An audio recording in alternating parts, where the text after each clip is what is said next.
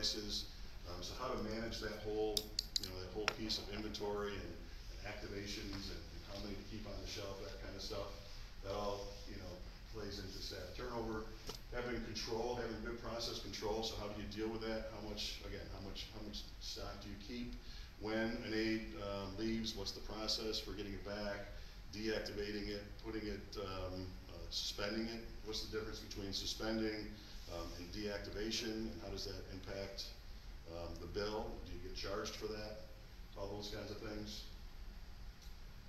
Logistics and activations, so similar, ties into process control. How do we move this equipment across the state? We have 8 offices across the state, but it's 6 hours from our headquarters to our most northern location up in Plattsburgh. So how do we get equipment up there? How do we deal with the turnover of staff in that office, relative to other offices? Managing the inventory, how many to have in stock, how to track those. So how to know whether they should just be suspended and you just unsuspend them when you roll them out, or should they just be deactivated devices sitting in the cabinet that you activate? How long is that going to take us? Who should be responsible for doing it? And then the biggest piece is just that whole invoice reconciliation. So going through that invoice every month. I mean, you get that the first month that I had taken it over. I remember the person bringing in the bill, the Verizon bill. And it was, it was a stack of paper like that. And it was like, well, what am I supposed to do with this, right? And she's like, well, I kind of go through and I kind of check it for things that might be different from month to month. And, it's like a whole day activity just to weed through it and highlight some things. So that just wasn't going to be a reasonable approach for us. What about you guys? Any other challenges that are different than what's listed here, or is that kind of the same kind of stuff that you deal with? Yeah. So success factors. So as you're working through, and if you do get involved with the Bill Police, the things that have made it successful for us, it has to be a strong partnership. They will do as much as you want them to do, but you still have to have somebody that's going to kind of manage it and be the champion on the business side. They will do as much or as little from a control perspective as you want them to. And the way, so it kind of evolves. You start out, for me it started out with, all right, well, I don't really know them, so, they're like, well, what, do you want us to make these decisions? And I'm like, well, I'll make the decisions, why don't you tell me, what my choices are. And then as you go on a couple bill cycles through, then it's like, well, you know what, yeah, I do trust you guys now to make the decisions. It looks like you guys know what you're talking about. Why don't you make the decisions, but just keep me informed, keep me in the loop. I'll sit in on the teleconferences if we're talking to the reps. Include me on the emails if we're doing some deactivations or canceling a bunch of lines. And then now it's gotten to a point where it's like, I don't really even need to know all those things. We'll just go over it once a month, and you can highlight the things, I trust you guys fully to do this. So it kind of evolves. But it has to be a partnership at the beginning. They have to understand. Every agency, I think, is probably a little different in maybe what they're going to focus on. So one of our key struggles initially was just zero usage. We had a ton of devices out there that had been lost, stolen over the years, and hadn't been taken, nobody had accounted for them. So we were still paying. It was a couple $1,000 actually a month. We were just paying on devices that we hadn't, nobody had taken, had reconciled the inventory. We hadn't made sure that those employees were still in the company, all that kind of stuff. So that was a real focus for us. So the first few billing cycles, we really attacked that with the Bill Police, and then we drove it down. Now we recognize that we still need some because we have, like, for example, we have air cards. So we have air cards in people's laptops, and in a lot of cases it's for emergency purposes. So in a lot of those cases, we've got those on a list where we don't want to cut those off because we don't want to have to take the time to activate those every time we need to use them. So we know we're going to carry, a couple $100 in zero usage devices, but certainly know where we were at the beginning. Does that make sense? And Bill Police are flexible, so as you're working the process through that, they'll recognize, you'll highlight what's important to you. They'll help you attack those things. They'll bring other things to your attention, but a lot of the stuff they'll do automatically. So what we do is we have a meeting once a month where we review both the AT&T and the Verizon bills. and just, it's like an hour meeting. First few times it was an hour and a half, because a lot of it's educational, you know, just learning what they're doing, what they're changing. But things like credits, so getting a credit because, you know, maybe the Verizon Navigator got downloaded on 15 devices, you know, it just happens, even though you have it blocked or whatever, it happens.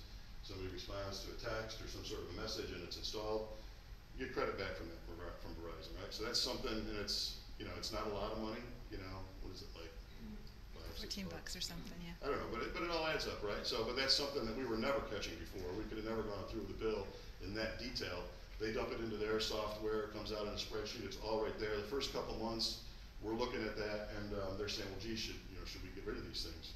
And it's like, well, yeah, get rid of those things, get us credit back for it. It shouldn't have been installed. You know, after a couple months, do we even need to check that anymore? No, you got, you know, Bill Police just gonna automatically do that, and you don't have to redo that. So you can refine your review process.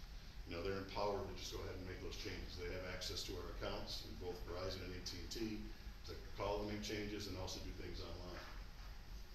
So it's that partnership, having them understand and kind of growing together and having it evolve into a more streamlined process so that you can just attack the big things. The reporting, they've got tons of reports. And as you work through the process, you know, one report may mean a lot to one agency, and another report, like for us, the zero use report was big at the beginning. You know, now we're maybe getting to something where, you know, maybe, and the other one that we use a lot is the exceptions report, where we look at the high usage. And I can tell you that we have, the problem with the billing cycle is that it's always a month behind, right? So we would give out, you know, maybe we hire 20 new aides in a month, and we give them all new devices, and they carry smartphones, they carry Samsung, you know, S4s or 5s or whatever we have. And even though we coach them and we tell them, hey, you know, this is what you're supposed to be doing, you don't really have, performance, you know, you don't have historical performance on that employee yet, so you don't know. You tell them what they are, what they aren't supposed to be doing. You don't really have a way to, or at least we don't at the moment, have a way to prevent them from overusing. So you're always a month behind. So that first month, we get, you know, it comes back and the users use 10 gig of data. Well, so then so I can tell you that the first few months we did this, we had, you know, like 20 users that were like that. Not all at 10 gig, but, you know, way over what we know they should be doing. And we have mixed, not everybody in our cellular plan is, you know, using point care. I mean, we have office workers in there too. So there are other things in there and other types of users. So we had like 20, and then now we're down to like, you know, where we get a couple flyers now and then. And then you're bringing people in, you counsel them off that list, you share that information with the managers, and that was valuable because in some cases, maybe that employee's having other performance issues, and the manager's just waiting for that one last thing to kind of, you know, put them over the top. So, you know, if you give the managers this information, and I just kind of cut and paste right out of the reports, I say, you know, send it off to the person who manages our aides, and I say, hey, look, here's the aides. I can already see that two of those 10 that are on there, and because now what we do is take the top 10, even if they're even low, I just take the top 10 and send them to our aide supervisor. And she can look and she can say, yeah, I counseled that same person the last 2 months, and then she can make a decision. In some case, you know, maybe we'll fire the employee because they're not doing what they're supposed to do, or we'll take the device away from them. Do y'all have any kind of mobile device management software on there to stop people from doing certain things? So we use Mobile Iron as our MDM, but you can't, at least as I understand, at least we have it figured out, maybe there is a way, but I don't think there's a way to use Mobile Iron to actually prevent usage after a certain limit. But if we use SODI and we limit the applications they can use. Right, so you can start to do that. You can start to limit the applications. You can blacklist applications, but then so what we run into is we still run into a problem with. So when you get an AT&T phone or a Verizon phone, for example, it comes with Netflix on it. You can't take Netflix off it, right? So you can't, or YouTube. You can't take YouTube off it. It's going to come installed on that device, and AT&T and Verizon have pre-configured those phones, at least the ones we get. So you can't stop them from using that app. We have a lockdown screen that has only the apps that they can use. So that's kind of like a kiosk mode. Yes. Which is a great thing, and actually Mobile Iron does have that capability, and we're actually going to be moving to that later this year for our aides. Yeah, that's a great way to do it, because then you can lock it down in a kiosk mode. If you've ever gotten, like if you go to, like Applebee's or something, and they've got the tablet on the table, or Chili's I know has it, they have the tablet on the table, but you can only do the things that they let you do, order, pay, maybe play some games or whatever, but that's a great way to solve the problem. We had something, we implemented SODI too, and we have something like that in kiosk type mode.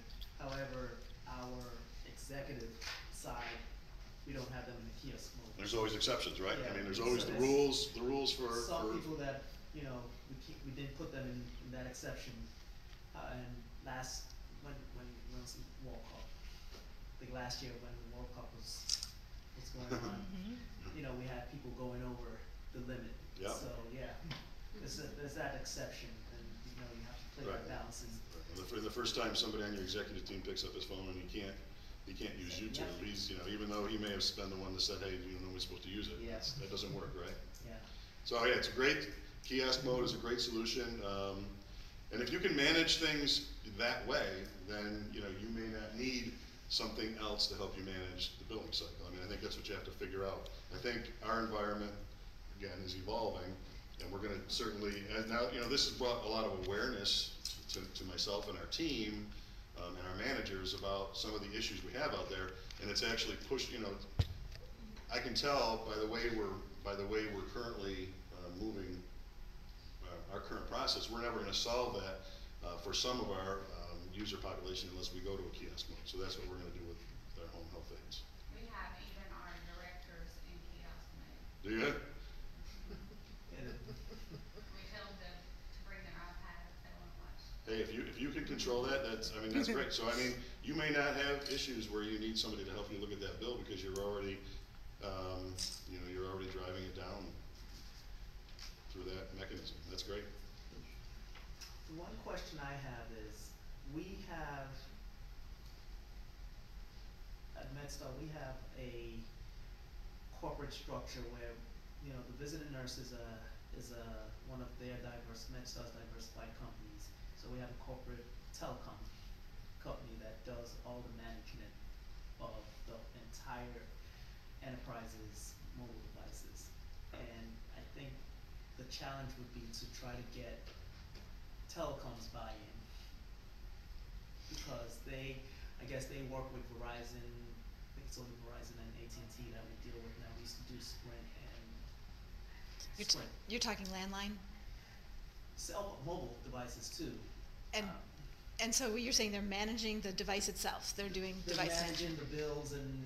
So it's a department It's a within department the that organization. manages all that. It's not And they're just- kind of, and so are we. I mean, and again, it depends on who you have, how there's good reps and bad reps at Verizon and Yeah. AT&T. And the reps are looking out for themselves and they're looking out for Verizon more than they are you, right? So. Yeah, and even though we are in charge of our devices, meaning the Samsungs and the point care devices, and those plans with AT&T, the telecom department still has overall oversight. So it's kind of, how would we get Yes. mobile police to? So some of the challenges that we've seen or that we've used, can I steal your thunder here for a minute? Usually that's an internal group and they're doing a lot of audit. So they're not necessarily doing a lot of optimizing. Yep. So what we have done has been to say, hey, we'll give you your bill, we'll look at it for free and say, hey, you're doing a great job on audit, but here's what you could also do on optimization. So that's one piece of it. The second piece of it is that because we have multiple customers throughout industries, we can get comparative industry statistics. So we know what pricing you should be getting, and you wouldn't have access to that because the internal group just has their own bill that they're looking at. So all you're really comparing to is to your bill. We're able to take a look at, hey, look at what this other customer did. That's still a Verizon customer. That's the same size, the same everything. You should be able to get this same discount structure. So because we have a cross-section view of it, we are able to provide additional information that the organization internally would not have access to. So that helps. So, but I think his concern is, how does he get? How do you get their buy-in? Their buy-in. Yeah. So I think you can take some of this information back to them, and again, they'll do an analysis for free. No, we will, right. That's So right. they'll do an analysis, so hey, you can say, if you can get in front of somebody over there in that department, you can say, hey, look, doesn't hurt for us to take a look at this. Why don't we just, you know, take a look and see if they can help us? In which case they may say, now we got it under control, or Yes. they may say, okay, you know, so at least you tried, right? Yeah. Yeah, and frankly, that is issues for us at times, because people have ownership over it and they Yeah. wanna keep it, and we're messing in their playground, Yeah, and that's- so yeah. there's a lot of ownership issues there, and I think Andrew made a really good point, is that it takes a while to trust Mhm. who you're working with, especially in the wireless industry, because it's fraught with Yeah. scary My stuff. main concern is actually what we manage. They can keep Right. the rest of the enterprise. Right. I mean, it's a huge enterprise. Yes. Keep the rest. And maybe, you know, if we Yeah. can get you in. Yeah. Well, you can do sub-accounts, so I mean, Yeah. if you wanna say, hey, we can separate off the sub-account Yeah, and optimize yeah. within that sub-account, and then Yeah. we've done that a lot, like pilot a smaller group and then let Correct, it yeah. work So out. it counts, and then the other thing is, you know, the idea with the profiles, where you have a way to track. Right. So, I mean, Good like point. all your workers, you know, that you guys are managing could have, you know, a flag in the system essentially that shows, so that the bill police know when they dump the Verizon bill data into their software, they know which ones are the ones that you wanna look at, and then you could just focus on, Okay. they'd be able to sort it by that, and you'd be able to focus on those. Okay. I think that would be how it would work. It's a great idea. Okay. So a couple ideas there. So let's look at some results. So again, we go through monthly and we do the whole report, you know, we go through a whole bunch of slides. But these are some of a couple of the key charts that show results. So this is our actual data. So it shows voice per device is the green. So this is cost. Why don't you tell us what this slide is, Kat? So I don't get it This wrong. is a cost per device slide, and what it shows you is the red line that you see on the top, that's our benchmark. So when we get bills in initially, we set a benchmark based on what you're spending today. So that benchmark gets set, it's whatever it is, $30 a device. That red line is then what you measure us to make sure that we are doing our job to reduce your benchmark cost. So if the red line is the benchmark cost, and then the other piece is your actual cost compared to that benchmark cost. So we just break it down into voice and data, so you can see how you're spending your bill. The green is voice, the blue is data. And the difference between the red line and the bar chart is what we've saved you. So you can see that the benchmark was set. We had one nice month there because we got some credits back for that particular month. And then you can see that we re-optimized the bills at month 9. So new rate plans come out. If they do, we have access to those. We have access to unpublished rate plans, and you can see the difference that new rate plan made, because all of a sudden the decrease really took the cost. That's over here, right? We made that Yes, decrease, thank you. yes. Yep. Yeah, it's real, you know, you have to get a bunch of months, it's because you're really looking at the trends, right? So those first couple months, we're looking at these reports and we're like, I don't know what that really means. And then over time, you start to see some trends, and you can really start to see. We had a situation where we actually had some devices that were stolen, so not on this particular report, but on another report, it became very evident. You could see exactly which month where we had some devices that were stolen and had some misused data on them. So that's this report. Any questions on that report? This one shows our savings over time. And so, you know, the monthly savings in the back, that's the one you want to see to go. You want that to keep going up.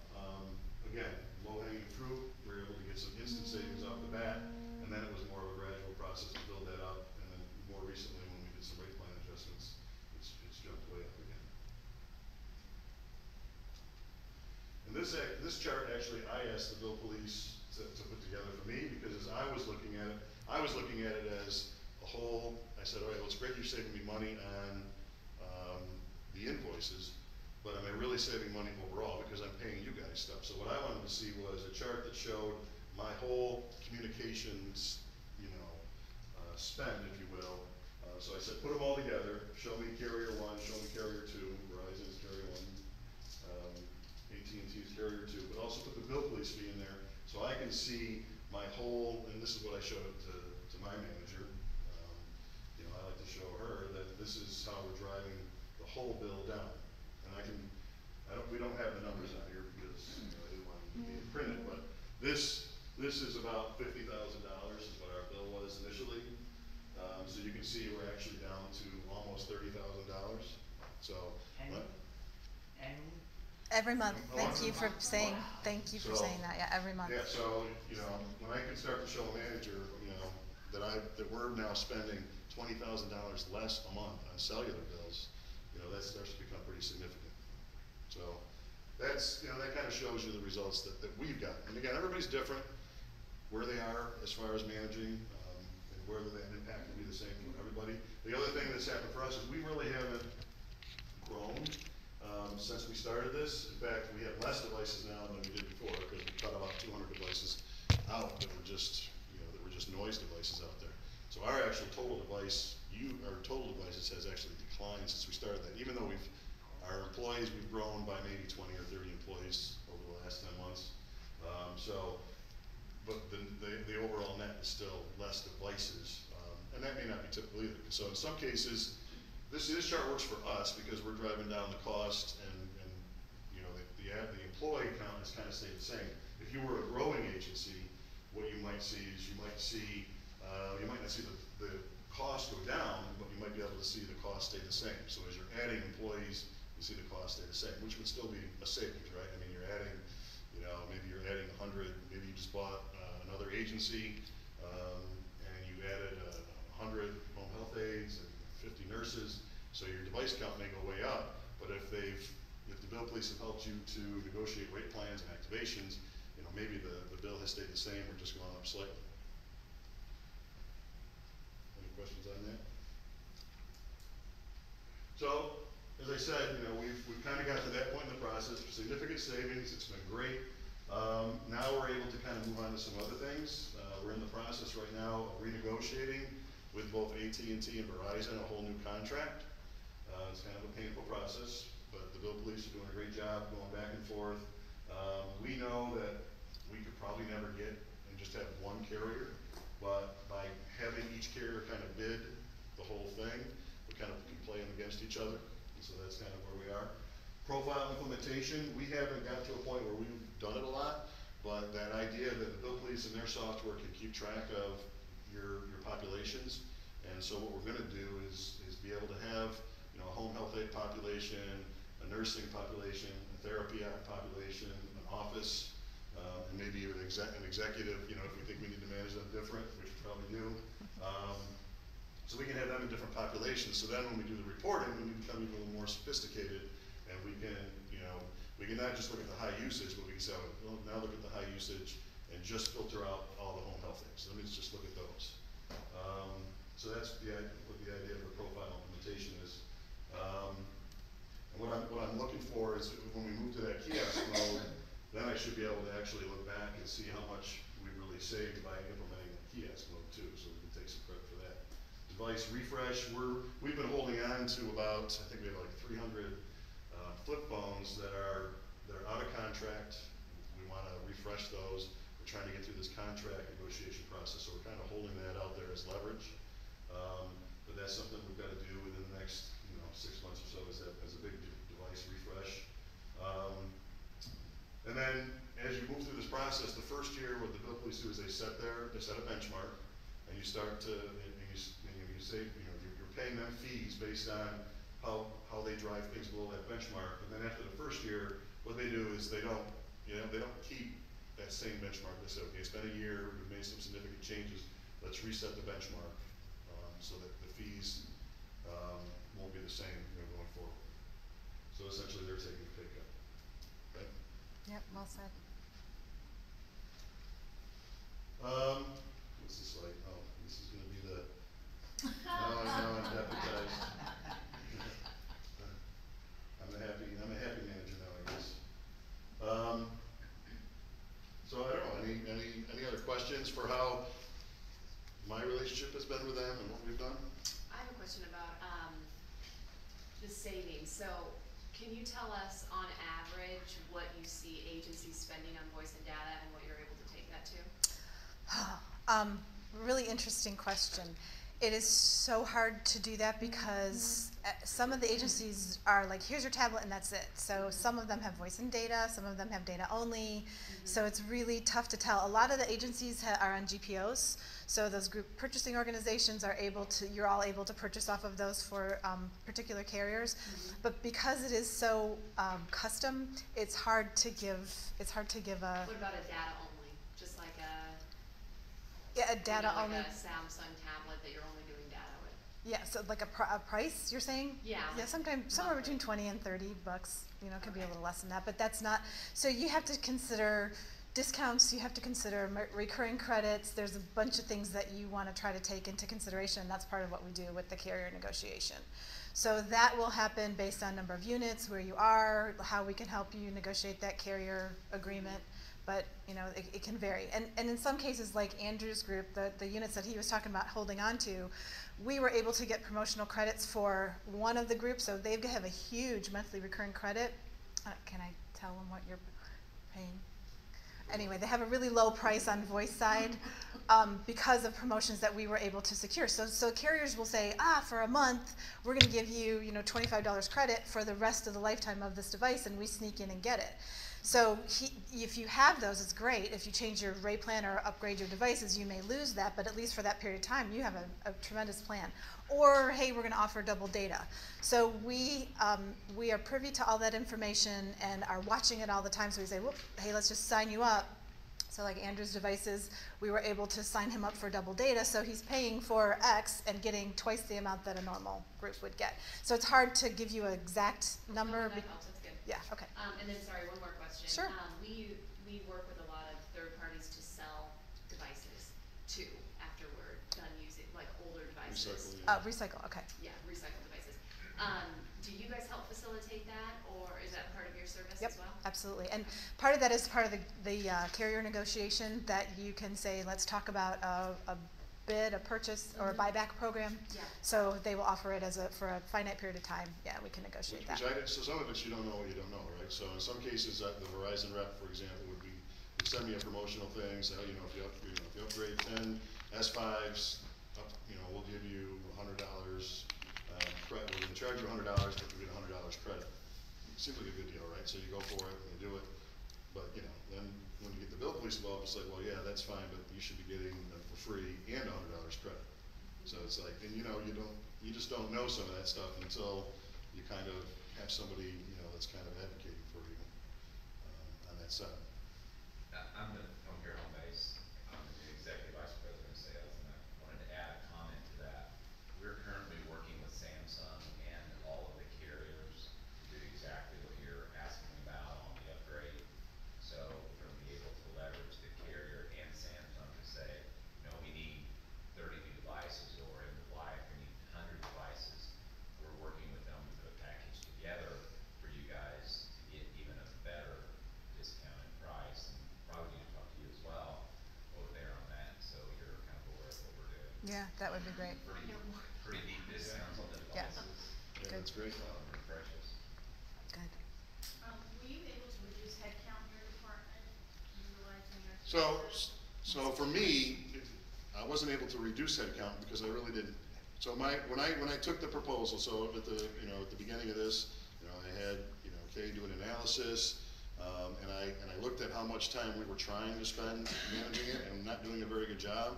So when I went to management, I was like, either I need to hire somebody to do this because the money is there. We're spending money that we shouldn't be spending, but somebody has to do it, and it's going to be almost like a full-time admin kind of person that's got to go in and go through this bill every month and find all these things and essentially do what their software can do. So I can either spend money, salary, benefits, hire somebody to do that to keep costs down, and it would pay for itself. You could, the person would save enough money to pay for themselves by doing that, or I can pay the bill police a much less fee to do that. So that's kind of, so I didn't reduce staff, but it helped me from, again, I had just kind of recently taken over management of that part of the business. Then I have a second question, how long has your company been? We incorporated in 2003. We existed as a subsidiary of another organization before that, so since 2003.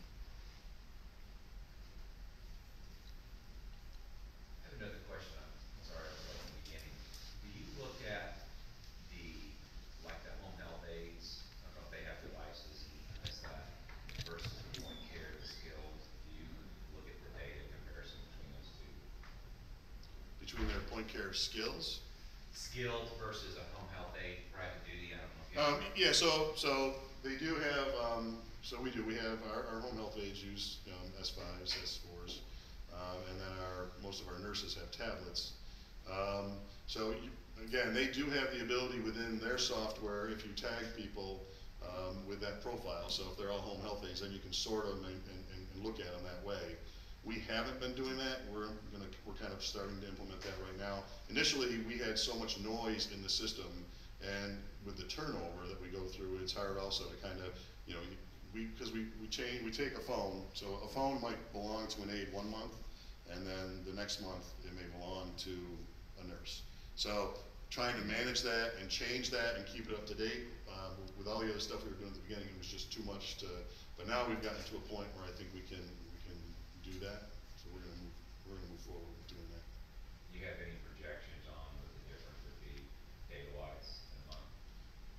Oh, yeah, I think our home health aides, they should be, I think if you really looked at point care use, it would be, I don't even think it would be like, it would be like 300 to 500 megabytes at the most. The nurses, I have a much better gauge on, and we've always been able to kind of look at them, and they're anywhere, they average, because I ran a whole bunch of reports before the bill police were involved, I ran a whole bunch of reports, so what should the usage be?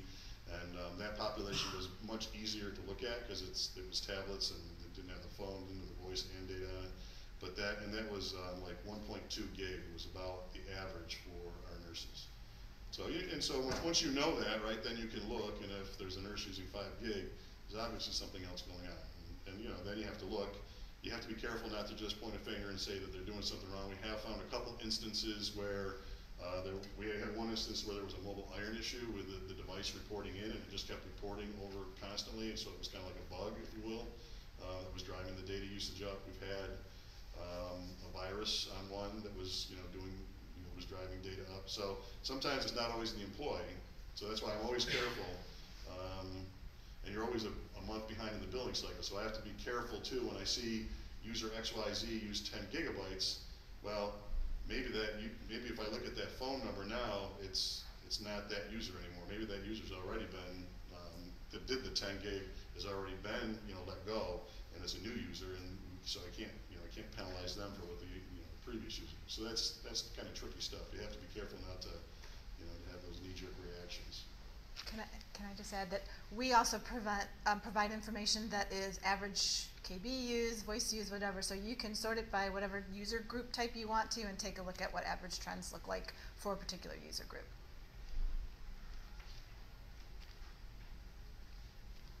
Any other questions? I'm not going to wear that hat tomorrow night. Inventory management, is it a tool that we can use, or is this just reporting that you send to us? We can do both. So typically our best results are with fully managed services because you let us manage it and we can change all the stuff.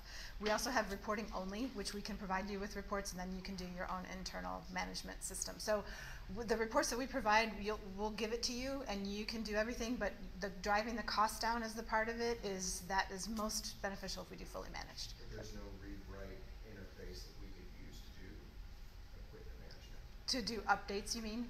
I mean, yes, there is, but it's a little bit different process. But yeah, we can definitely talk about it. Yes. And then you were talking about equipment transportation, getting things to remote offices, logistically, you can do that as well. You mean? So like you have one central office that maintain all your IT infrastructure, things get shipped there, configured, whatnot. Yeah. And then distributed to your remote locations. Yeah. So. Is that something you handle? Is that something you handle? So we're still doing it ourselves out of our headquarters, but it is services that they offer. Well, we're activating devices now for HCR. So if we activate a device, we will drop ship it to that organization or that branch. So if it is that what you By mean? activating, you mean just activating And not the carrier, programming. but not the living point carrier? Right. Right. We have done that for some other organizations, but a lot of them like to have that in their own control because you are loading the software and they want to make sure that the user interface is trained. And so a lot of folks have not wanted us to do that. We've gotten a lot better at being able to use mobile iron to kind of once somebody has to go through about 2 or 3 steps, but once they can get it registered with mobile iron, And set we up can a like, profile, yeah. all the apps can be sent out automatically Yeah. with everyone on the device. That can be done, yeah. So we've gotten a lot better at that. So now what we do is we keep, 1 to 2 devices stocked in each location. So if a new nurse starts up there, we can just activate that device and just configure. We can attach to it remotely and kind of, set it up in 15 minutes for that nurse. Via mobile iron.